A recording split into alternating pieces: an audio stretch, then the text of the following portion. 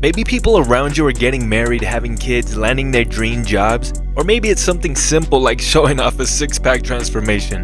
And then there's you, wondering if you missed your window. Or maybe you're not even close to those things. Maybe you're just starting college, or you didn't get into the school you wanted, or you just graduated and you're lost. Either way, somebody you know is leveling up while you're still trying to figure out what your next step even is. If you've ever felt like that, let's talk about it.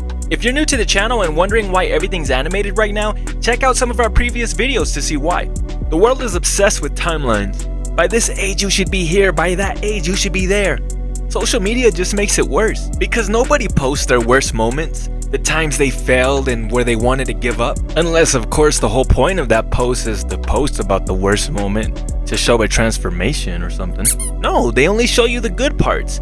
Even me, you think I'm about to post my worst moment? Of course not. I'm gonna post what looks good and so is everybody else. So what happens? You end up comparing your real life to everybody else's post or story. And that's why it feels like you're falling behind when really you're just living real life. Think about it.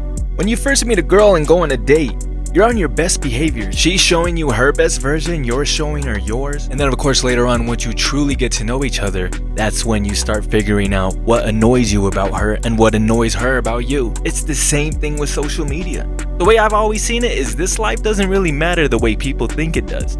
People who really know me in my personal life know that this is something I've said for years because it's something I actually live by. When I was in the military, I had to do a lot of briefings in front of higher-ups, the kind of people that make most active duty members feel nervous, on edge, or sweating bullets. But me, luckily my faith helped me see it differently. Those higher-ups I was standing in front of, they experience life the same way I do. They bleed like me, they go through stress like me, and they're gonna end up in the same place that I'm gonna end up.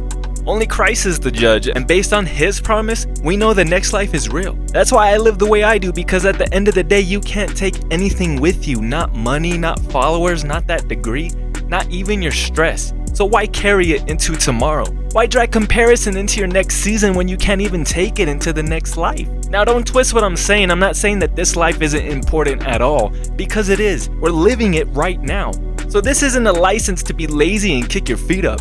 But if you're gonna compare, instead of comparing yourself to your friend's post or your coworker's salary, how about compare this life to the next one? Because that perspective will make you better in this one. The problem is most people compare in the wrong way, and because of that, they rush. But trust me, when you rush into something that God didn't mean for you, you'll regret it.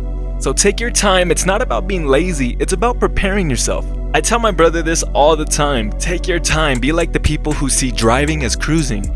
Now, my brother, he's the type of driver I used to be, and the type a lot of people are. The one who weaves in and out of lanes, getting in front of slow drivers. Back when I worked a government job, I had to drive to a lot of different sites, and some days it was the same streets over and over. At first, I was that guy too, speeding around the slow drivers. But after a while, I realized something. No matter how fast I went, I always ended up in the same spot as the people I passed. Same red light, same intersection, didn't matter. And then it hit me. That's life. You can't rush, stress, cut corners, because what's meant for you shows up on time, not because you're anxious.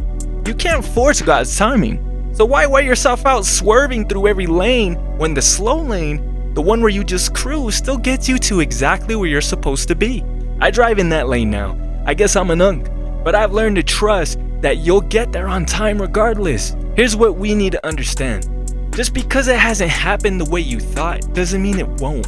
Delay doesn't mean denied. God's timing is always perfect. Think about some of the most important people in the Bible. Abraham waited, David waited, even Christ himself waited 30 years before stepping into his ministry. What did he do all of those years? The church calls it the hidden life of Christ. He was living quietly in Nazareth, obedient to the Virgin Mary and Saint Joseph, working as a carpenter, honoring his parents, preparing for the mission the Father had set. That alone should tell you something. If the Son of God didn't rush his timeline, why are you rushing yours? So stop watching what everyone else is doing, stop stressing about their timelines because you're not behind. Stay focused, become your best version, but do it in a way that still honors God, honors yourself, and honors your principles. Don't chase something slimy just because it looks fast. Don't rush into places that God doesn't want you in, because whenever it's your time, you won't have to fight for it. It'll be yours. If this video spoke to you, do us a favor, like it and share it to somebody who needs to hear it. because that actually helps push our videos through the YouTube algorithm. Also, if you happen to be going through any of these situations that we spoke about today, comment down below, because I want to create a community here where we can actually talk to each other and realize that we're all prodigal sons and we all go through the same things. If you want more biblical content like this, be sure to subscribe, because we post videos like this every single week. But for now, I'm the prodigal son. You're not late, you're just early for what's really yours.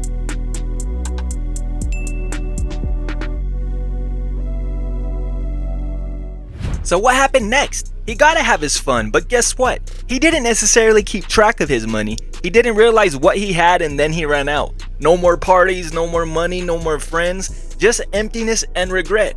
It got so bad he ended sleeping with pigs, eating the same food they were eating.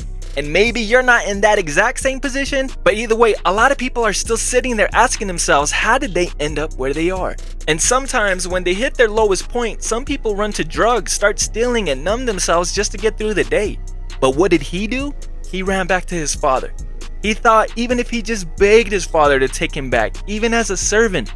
Now, why as a servant? Because when he took that inheritance early in that culture, that meant his father no longer had a son, and he no longer had a father.